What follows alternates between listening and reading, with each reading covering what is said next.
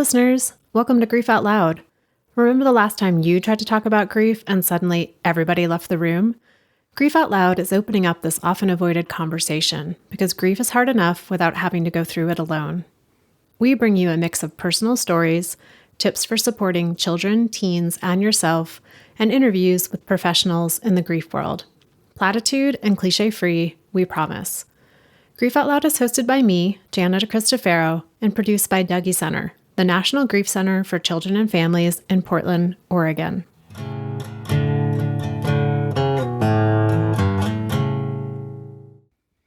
Hey listeners, apparently we're really into series this year. We're doing one series on grieving when a friend dies, another on highlighting the voices of communities underrepresented in the grief world, and our latest one is focused on talking to people who provide grief support here in Portland, Oregon. This episode with Sharice Burnett is a 2-for-1. Sharice is a therapist and consultant who works with the Black and African American community here in Portland. This episode, the third and final in the 3-part series on communities who have historically been and continue to be underrepresented in the grief world, is part of an ongoing collaboration between Dougy Center and the New York Life Foundation. We're deeply grateful for New York Life Foundation's tireless support of and advocacy for children and teens who are grieving. Sharice Burnett is a Portland, Oregon-based licensed mental health therapist dedicated to naming and dismantling the larger systemic barriers that stand in the way of Black children and families having access to culturally relevant support, particularly mental health and grief support. She also provides consultation and training focused on trauma-informed and restorative practices and racial equity to school districts, private entities, and organizations. As with everyone who comes on the show, Sharice has personal experiences with grief, including the death of her grandfather, close community members, and her best friend who experienced a stillbirth. Sharice and I talk grief on a lot of levels, and how each death and loss has a ripple effect. We discuss grieving for so many elders in Portland's Black and African American community who died during the COVID-19 pandemic. We also talk about the impact of community members who are killed by acts of racial violence, and the grief and loss connected to historic events in Portland, including things like the discriminatory housing policies and the Vanport flood of 1948 that displaced a huge number of Black residents. Okay, here's our conversation. And thank you again to the New York Life Foundation for your investment in children and families who are grieving. Sharice, thank you for having this conversation with me for Grief Out Loud. I'm excited. I'm really focused this year on trying to talk to people who are here in Portland, Oregon with me about local grief. So I'm really glad you could join me for the show. Yes, thank you so much for inviting me. I've been really excited about this. How do you want to introduce yourself? What roles do you play in your life and in your community? Love that question. Yes, my name is Sharice Burnett. I'm a licensed clinical social worker by trade, but I'm a Portland, Oregon, born and raised mama of 3. I went to PSU. I absolutely love working in the Portland community. It's home for me. So I just love being able to support folks in the therapeutic space. So I have a private practice where I provide therapy for folks, but then I also provide training and consultation around topics like grief or trauma-informed care, racial equity, those sorts of things, primarily to school districts and mental health organizations. But when I'm not working, I love exploring Portland. I love getting out in nature. I love all the beautiful parts of Oregon. I feel like no matter which direction you go in Oregon, you're going to see some beautiful nature. And so I just love being out in nature. I love being with my friends. I love my girl time. And so, yeah, that's kind of me in a nutshell. Also married to my college sweetheart. I'm like, I should mention my husband in that intro as well. So yes, yes, that is me in a nutshell. I am very excited to be here and talking about this topic. How would you describe your personal connection to grief? Is there like a particular person or situation that's most on your mind today? Yes. My personal connection to grief is that I've accepted that I'm always grieving. Being a part of the African American community, and I'm sure we'll talk more about this, but I think there's always this constant kind of state of grief, right? Just as a collective, as a community. But then very personally, what's always kind of top of my mind is my grandpa. He passed a couple years ago, and I'm always just kind of reminded of him always, every day, always feeling that grief. And so I just feel like that's kind of the duality of life, right? Like there's something we're pretty much always grieving. I know as a mom of three, sometimes I'll sit and grieve like the days before I was a mom, right? Like myself before motherhood. And I don't think that we talk about like those layers of grief enough. But in the traditional sense, I'm always thinking about my grandpa who transitioned. So. As you were describing the work that you do, I was like, oh, Sharice really works right on that micro level of one on one with people, but then also on that macro level of organizations and community.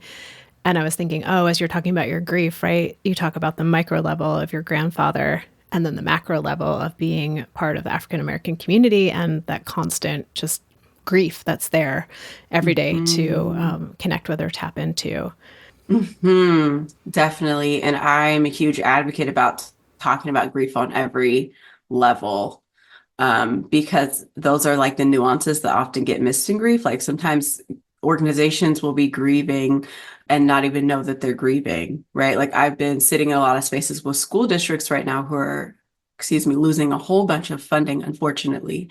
And so many things are shifting in their school communities. And I've been sitting with them and I'm saying like, that's grief, right? Your school community is shifting, positions are being eliminated, right? Like that is grief. And people are like, oh yeah, I guess that is grief. Like no one's passing, right? There aren't deaths per se. And yet things are changing. And I'm like, yeah, and that's still grief. It's still a loss.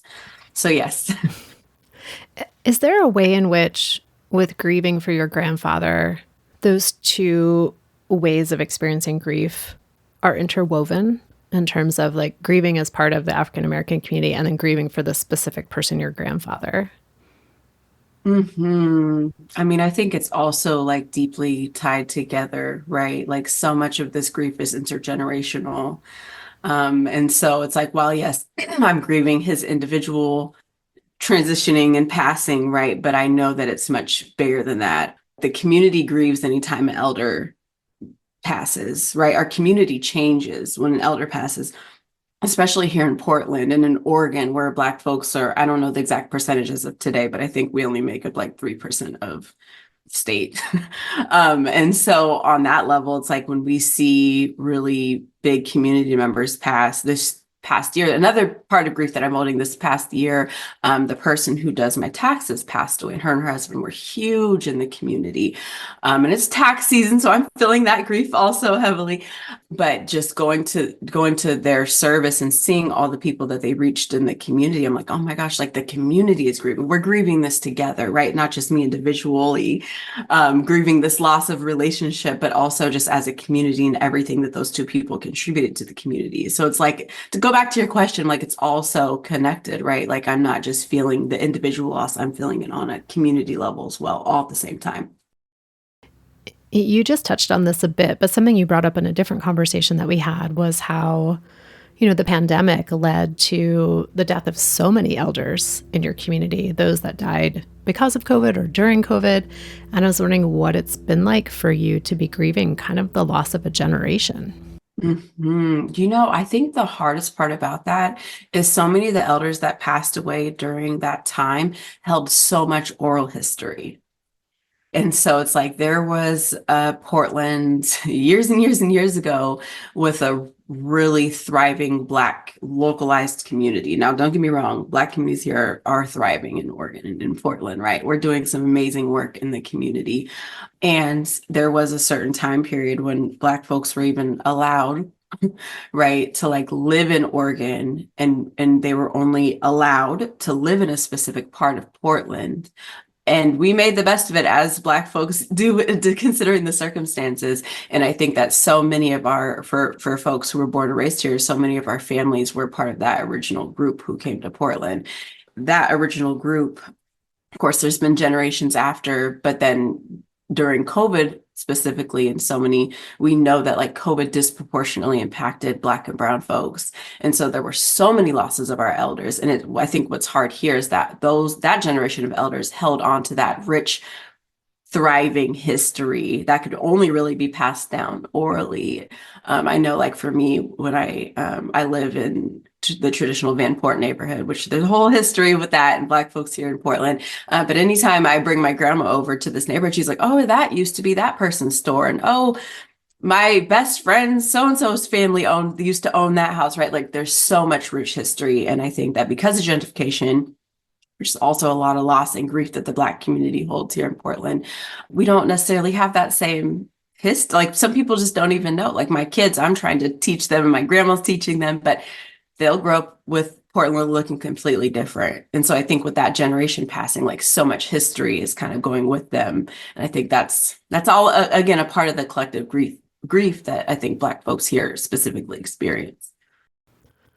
Yeah, it's one thing to try to like capture some of those oral histories and try to record them in some way or have photo histories and narratives that go with that. But there's something about hearing it directly from someone who experienced it that's just not the same. It dissipates in some way. And Sharice, knowing that our listeners tune in from around the world, would you mind giving just like a smidge history of the Vanport neighborhood that you mentioned, just to give us some context? Yes, there's lots of resources. I want to say that like on YouTube, if you go and just search like Portland's Vanport. But when Black folks were allowed, right, Oregon was the last state to even allow Black, and I use that language intentionally because it's, yeah, the truth, allowed to live here. There were specific neighborhoods that they could live in. And the sole purpose was to come and work, primarily for shipyards, railroads, that sort of thing. And so that was the focal point. And so when a lot of Black folks came here, again, that was the neighborhood that they had to live in. And so, and Northeast being the area, right? And so a lot of Black folks made beautiful Black businesses and had a really tight-knit community. Like I always say, for people who aren't from here, I'm like, most of us are related here. Most of us, I'm like, there's like a set of like 10 to 20 Black families here, and everyone's kind of related to everyone. I'm like, Portland is like a big, small town here. But there was such a tight-knit community. And even after, as folks started moving into other neighborhoods, like everyone knew Northeast/North was like the Black community. And unfortunately, there was a major flood here that really just destroyed the Vanport area.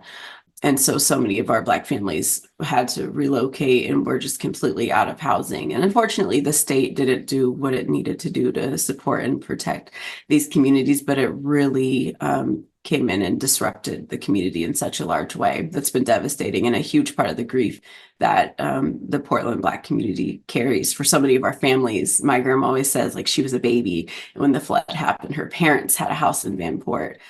And so, yeah, I think that was a really huge staple moment in the Black community. But since then, there's been so much gentrification trying to essentially, again, disrupt Black communities, and which has always been like historical Black communities.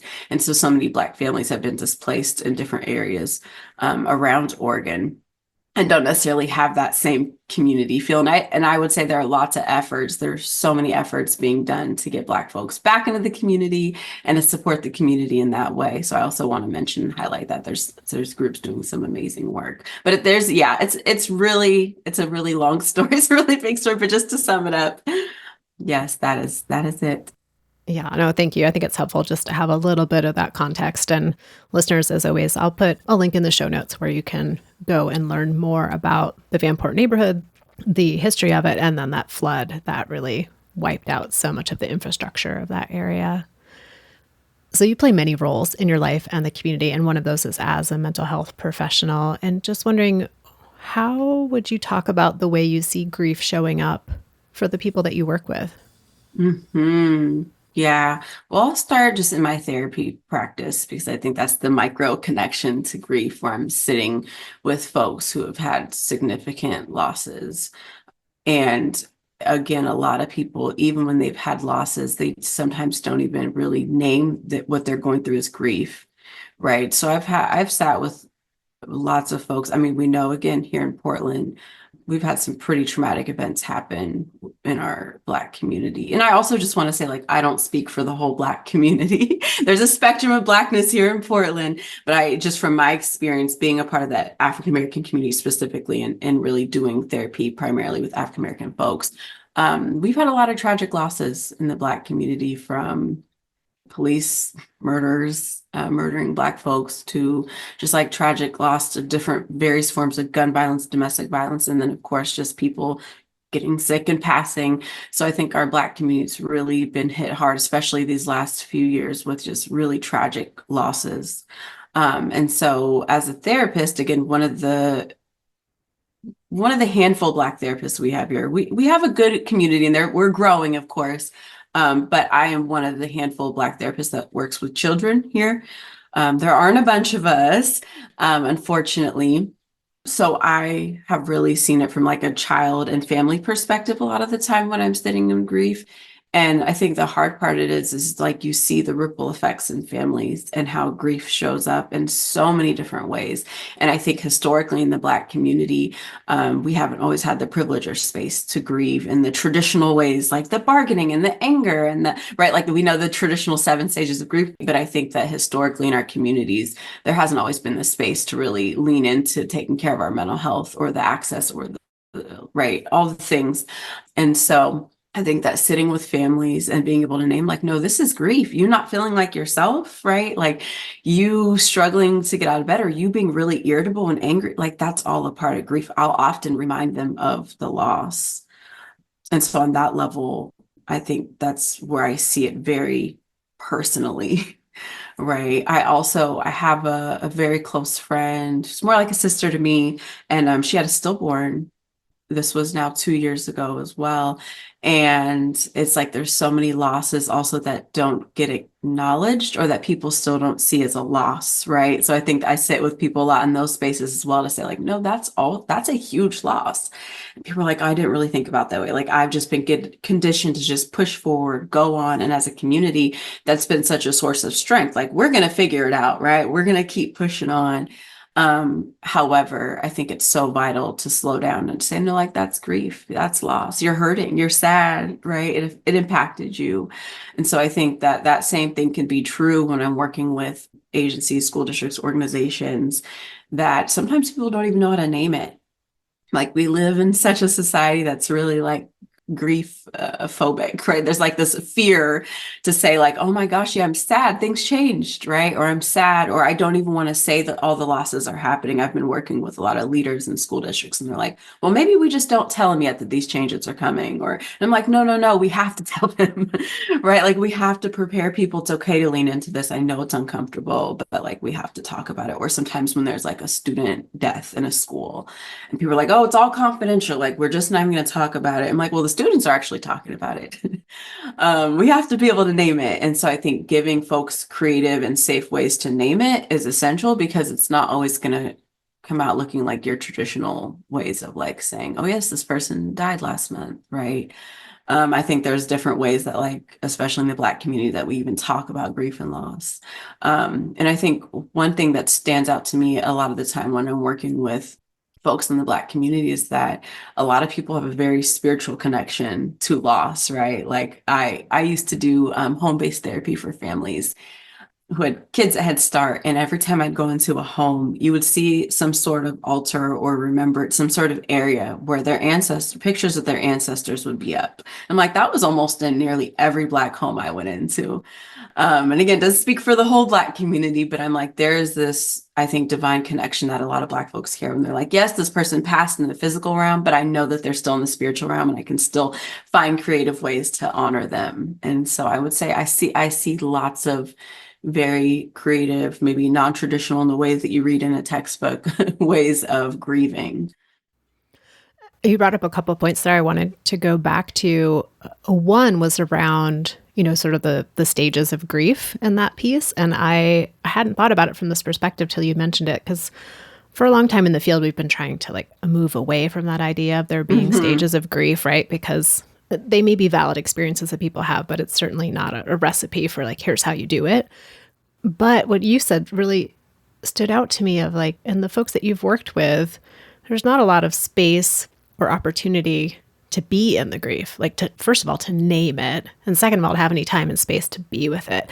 And to think about the idea that even having the opportunity to sit with this idea of stages of grief would be not accessible for Yes. folks, even though like on another place where like people find those stages to be very restrictive or formulaic in a way. So that sort of stood out to me. Mhm. And then also what you were talking about that often, and I think this can be true across the board of recognizing the non-death loss grief. But it sounds like for the folks you're working with too, it's sometimes it's not even having the connection made of like, I've had two family friends die or two cousins die. Oh, is that why I'm feeling the way I'm feeling? Hmm. Yeah. And I think that again, it goes into how we've had to survive here in America in particular as a Black community, specifically for African Americans.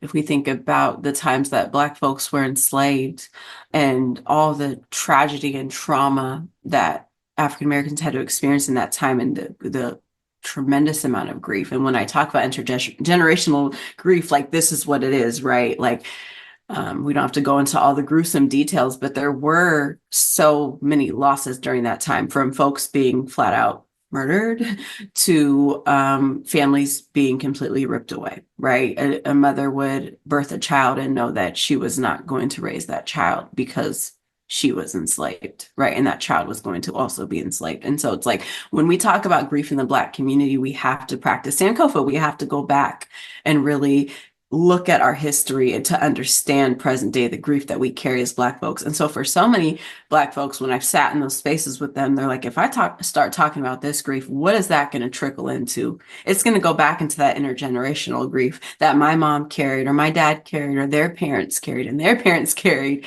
right? And I think there's this element in the Black community, like it's not just grief, it's traumatic grief. We've had so many traumatic losses. And so I think, again, as a way to cope, oftentimes in our community, it's like, we're just going to keep going. We're just going to push through.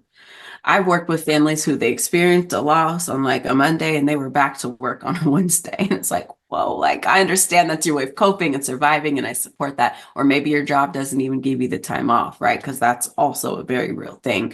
However, where can we create these really sacred spaces where we can at least start to unravel a little bit the grief that you're carrying in your mind and your body, right? And I think that that is why a lot of what I've heard, Black and brown folks want Black and brown spaces and therapists, because it's like, wait, someone has to understand this intergenerational stuff or this historic stuff. Because when you sit down with me, I'm not only carrying my own grief, I'm carrying my lineage's grief too. Right. And I think that's where things get really complex. And go to your point, I think that's why a lot of these traditional modalities and models to like addressing grief or talking about grief, healing and grief, they don't always work. Are there a couple of examples of ways that you bring like a different approach to working with kids or teens or even the adults that you're working with around making space for that? Like you mentioned, that would be outside maybe the what you would consider like the quote unquote stereotypical approach to working with grief.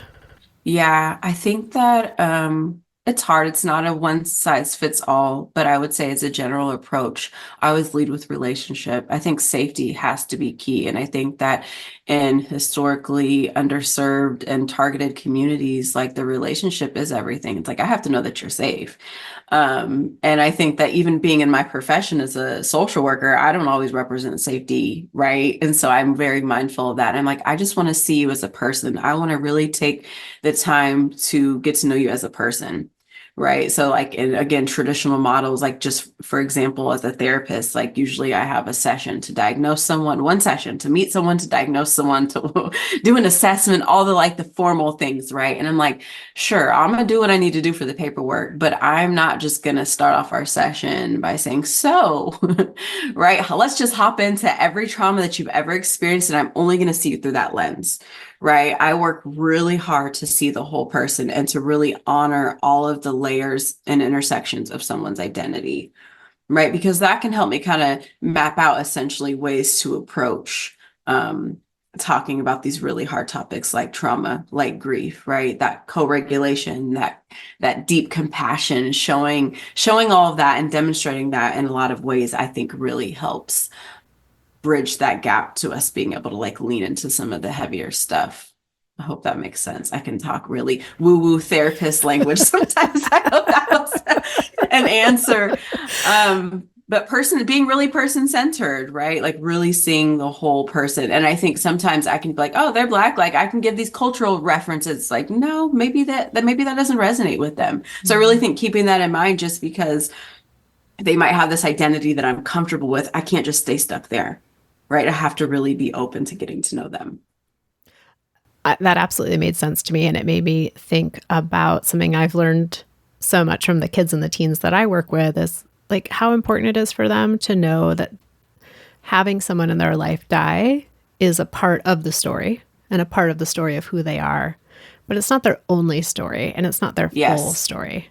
I mean, in a sense, it is kind of their full story because all of their story is their full story, but that's a different semantic conversation. But this idea of like, you're not everything of who you are. Well, that's not actually true, too, because most kids will say, like, everything of who I am is also connected to this loss that I've experienced. But I also Mm-hmm. want you to see me as somebody who loves to run track or is really into this type of Yes. music or has these goals or these values or these dreams for my life. And to not just come out and be like, tell me about your grief, tell me about your grief, tell me about your grief. Yes. Yes. That comfort and safety has to be there, or else you end up doing more damage. Right. I know early on in my career, sometimes I'd feel this urgency as a provider, like we have to solve it. We have to reduce this child's grief. They're having big behaviors. We have to figure it out. And I think as I've expanded my practice and just tapped into more training or into more healing modalities, I've learned like you really can't rush this stuff. There is not an easy fix to grief. There's not an easy way to just get over it, quote unquote. We don't ever get over the losses, right? We just kind of learn how to incorporate them into our daily lives and being able to manage and care for ourselves to support our feelings about the loss. But there isn't any getting over. And I think that's what, like, in a lot of spaces, society kind of wants us to do, right? You only get 3 bereavement days and then you just need to go back to work, right? I've worked with kids who've had tragic losses and they're expected to just go back into the classroom and do schoolwork 100 like as they were doing before the loss. And it's like, and I think in that space I advocate a lot. And I think in a lot of the work I do, I give parents and kids the tools to also advocate for themselves as well in those spaces. Like, no, I went through a pretty big loss. My whole life changed. I can't just go back and like get an A in math again, you know. You mentioned that, over the course of your career, you've really expanded your knowledge and your modalities that you use. Is there one in this moment that you're like super into? Interpersonal neurobiology. Yes, the study of our nervous system and how trauma and grief and all the things kind of impacts our nervous system on it's like the body brain connection. I absolutely love it. I just completed a year-long kind of study in this. And of course, the study will be ongoing forever and ever because it deeply resonates. But I know a lot of people are familiar with like Dan Siegel. He's really into interpersonal neurobiology. Of course, a lot of what it is traditional practices that I think in a lot of different indigenous groups have just always known, right? Like these different practices of like co-regulation and really tuning into our body and making sure we're caring for our body. And safety is the intervention in it, right? Like focusing on safety and relationship. And I would say, yes, that is the modality, the framework that I often use. And then I'm just trained in different trauma frameworks as well and modalities. And I think that's kind of one of my specialties, at least. I really, really focus on ways to support folks through trauma using interpersonal neurobiology, but then also using just other things like trauma focused CBT and those sorts of things that I really have seen to be very effective, right? Like I think talk therapy is great. Wholeheartedly. We can talk about the trauma, we can talk about the loss and the grief, right? But we also have to acknowledge the ways that that we feel it in our body. And I always tell folks like, as we're talking about this loss right now, do you feel the sensation in your body? Right. And that's how I start to introduce this concept of like bringing more somatic practices, because people are like, oh, I feel it in my heart. I'm like, let's just take a moment. Let's place a hand there. Let's take a breath, right? Our bodies let us know where our pain is. And so, yes, to sum it up, I could talk about interpersonal neurology for a very long time, but to sum it up, yes, that. I appreciate that question, Sharice, of like, where do you feel that in your body? Because it's so effective. And it's like the least favorite question anyone ever asked me if I'm talking about something. Because I'm like, Oh, wait, for sure. you want me to come down out of my mind and feel something? Like, no, thank you. But I appreciate Sometimes it takes a moment for people to be able to feel something. Truly, like, I don't feel it at all. And then a few sessions, they're like, oh, wait, okay, yeah, I am feeling something. Yeah. Yeah. I do have a body down below this brain. Okay. Right. I think you've talked a bit about this, but I'm curious, when you think about the work that you're doing, what do you think the rest of Portland just doesn't get about grief in the community that you work in? Oh my gosh. Yeah. I think we definitely touched on some of the intergenerational parts, but I think that there's a lot of grief that I think as Black and Brown folks here, specifically in Portland, Oregon, carry sometimes that we don't even know, right? Like, I talked to a friend who recently moved from Oregon to like a really well-populated, diverse neighborhood. And she's like, I just didn't even know any of this existed. Like, I can go into any space and I'm going to see a Black or brown person, right? I'll go and I can, if I want a Black woman doctor, I can get that if I want it, right? And so I think so much of living in Portland, Oregon, that's predominantly white, we don't always get access to those spaces, or that, again, safety when we're thinking about our medical care or dental or whatever, right? And I think there's some grief in that, right? There's like, oh, dang, I don't know if that's ever been like to have a Black woman doctor, right? And to feel that safety. I'm kind of grieving that, right? So there, again, there's these non-traditional this non-traditional grief that I think the community is always going through. Not to mention just all of the wild amounts of racism that folks experience here in Portland, that I think there's this whole like, keep Portland weird and Portland's this fabulous place to live. And it's like, the history of Oregon is that it was actually supposed to be like this white utopia, right? Like, a lot of when things were getting segregated and laws were changing and Black folks could live and just be and not be enslaved, like, a lot of folks were like, oh, I'm moving to Oregon. Oregon's going to be this white utopia, because Oregon was the last state again to allow Black folks to live there. So I think there's been this culture here in Oregon that's not always named and identified around the racism that exists, because there's this whole like, Portland is so liberal and it's beautiful here, and it is. There are beautiful people, there's beautiful things, but I think there's this level of grief of like, I have to live in a space where if I go to the store, I'm experiencing this hypervigilance that I could experience some type of racial harm, right? Or my kids could, or my husband could. That is grief. I'm grieving that I don't have a life where I can just go to the store and believe that I won't have that experience. Right. Like, those are the cultural nuances of grief.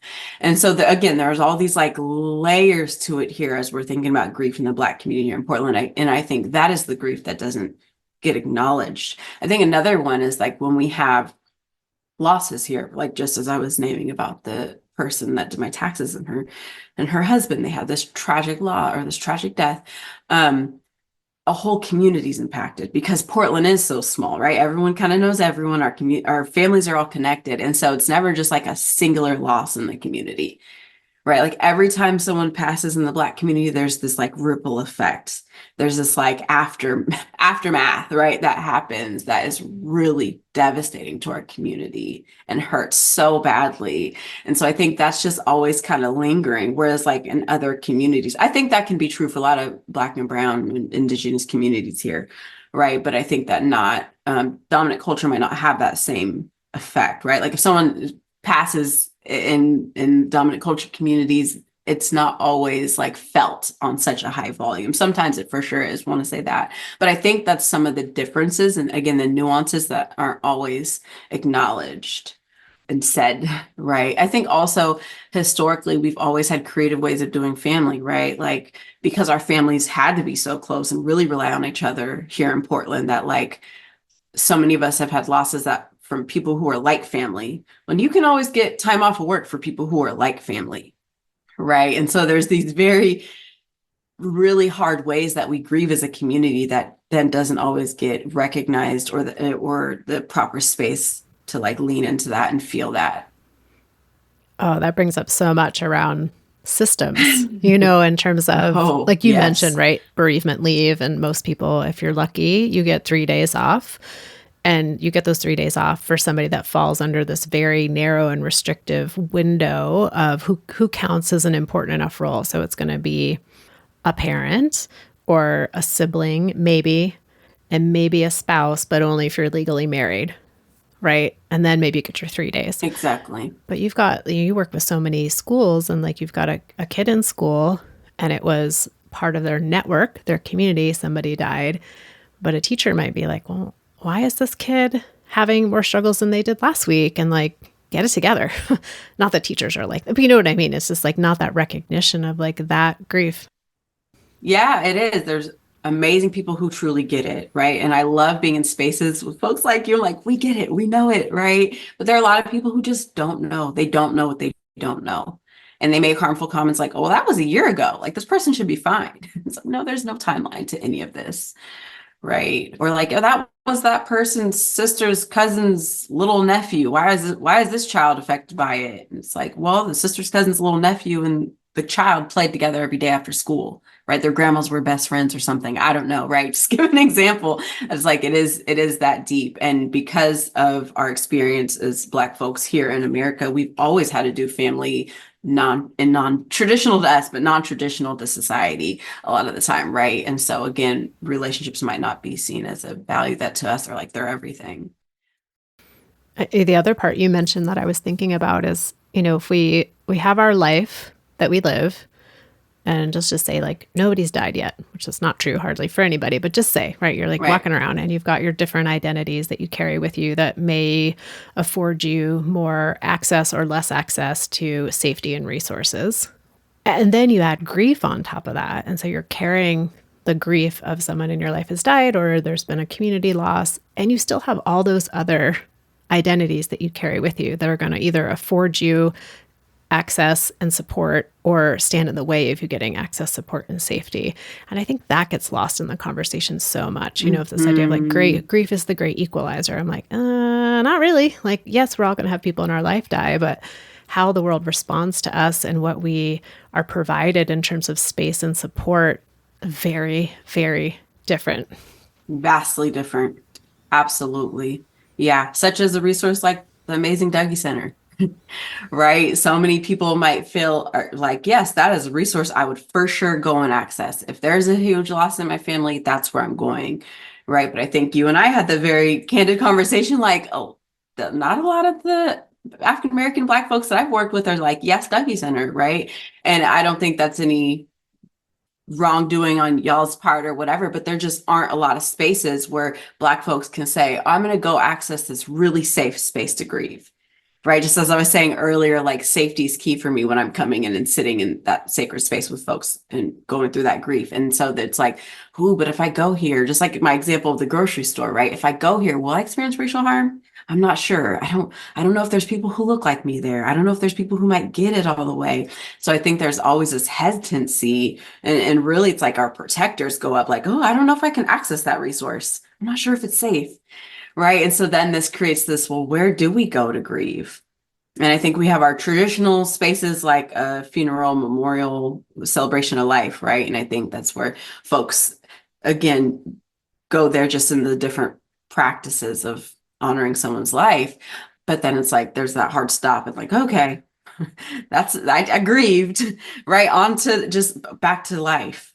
And I don't know that there are enough resources for folks who want that safety to grieve, folks who really need that in order to lean into like, yes, this loss completely broke my heart, right? Yeah.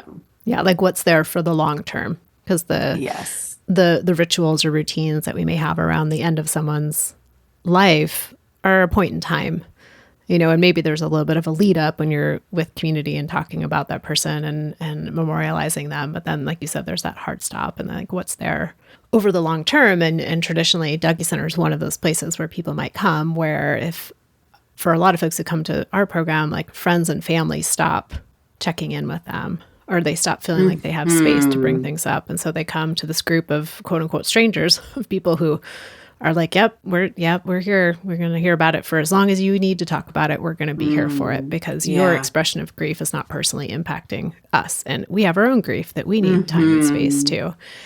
And how as an organization in Portland, can we continue to build relationships and build that sense of Hmm. trust ahead of time so that if somebody does die, a family might think, oh, yeah, that Dougie Center place, that's going to be an okay place for me to go to. Yes, absolutely. Because it's such a beautiful space. You'll have really created something great there, right? That folks can know, oh, yeah, I'm grieving loss 5 years ago. I can go to Dougie Center and sit in a group and talk, actually be able to talk about it.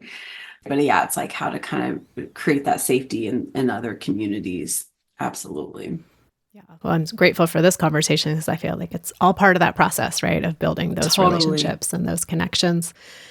We've talked a lot about like what's hard, and there's lots that is hard. And then I'm wondering, Sharice, like when you think about like your hopes and your vision around the creation of more relevant support for individual and family and collective grief for the Black and African American community in Portland, like what comes not to your mind, what comes to your body in terms of what you're Love hoping for? it. Yes. Well, I just want to point out that there are people in Portland doing some amazing work and holding so many spaces for Black folks to come and just be. I'm a part of a collective called Black Rose Healing and or Black Rose Wellness, excuse me, and we're providing these healing spaces for Black women and specifically to come and tap into different modalities of healing, like sound bowls and meditation and things. And I'm seeing that type of thing pop up in so many spaces, and not just in these like very therapeutic ways, but there are like so many Black folks who are hosting like dance spaces, African dance, twerk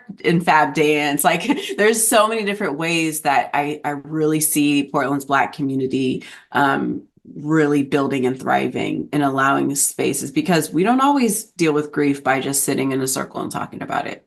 That's definitely one way, but there's also other elements that we traditionally lean into. And I think that my hope and dream is that we just continue as a community to find those creative ways, whatever that looks like for us, right? As individuals, collectively as a community, to lean in and to be able to just stay in community, build community, have more conversations like this with community partners who genuinely want to commit to serving and supporting, right? And I think there has to be some level of acknowledgement and repair, right? And I'm not saying just you as Dougie Center, but just in general in Portland, right? Where there needs to be this acknowledgement like, wow, yeah, the Black community here has experienced a lot of harm, a lot of loss. How can we repair? How can we do better? Right. And I think in the most perfect of worlds, like that conversation would exist on a systems level, on a political level, right? And on a state level, of course, where we can really say, like, wow, yeah, we haven't got it right here in Oregon, right? We haven't got it right here in the mental health space, right? How can we do better? How can we partner in together and learn from each other and heal together? But I would say that there are spaces, and I'm seeing a whole bunch of them, and not there still aren't enough, of course. But I definitely want to give a shout out to all the amazing folks who are really putting in the work, and inside the schools, putting in the work, outside of the community, putting in the work, hosting fun spaces. I'm always like, we need joy.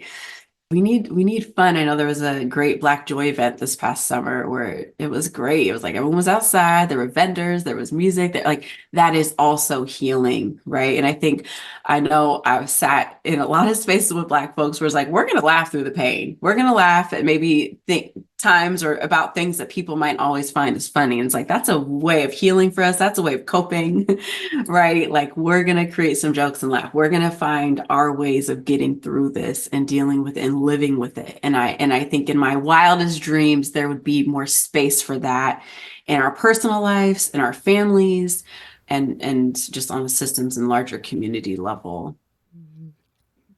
You're reminding me, Sharice, of how many people who come into Dougie Center, whether it's their first time coming into the program or it's just a community member who wants to take a tour or whatever it might be, and they kind of walk in with this, ooh, it's going to be like a lot of sadness, a lot of crying, and that does happen. But there's also raucous laughter and screaming and dancing and running and kids making a big mess in a lot of different spaces.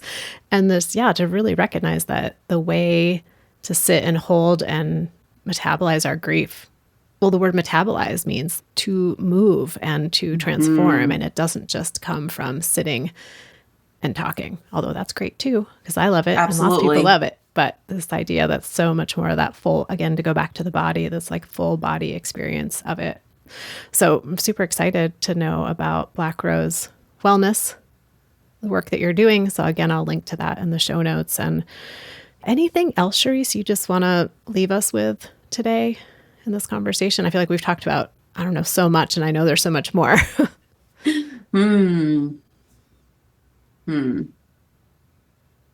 I think that just reminding folks, I think reminding, communities of color that like we deserve those sacred spaces, right? That's our birthright. We deserve it. We've had indigenous practices that we can tap into and to continue to tap into, and we're allowed to tap in and make space for our joy. And I think for people who are not Black and brown and are people of color, that leaving space for learning, right? We don't always have to get it right. We don't always have to be perfect. We all have biases. We all have areas of growth, right? And just really acknowledging that like that part has to be addressed so that there can be this safety and in creating a grief like safer community for everybody.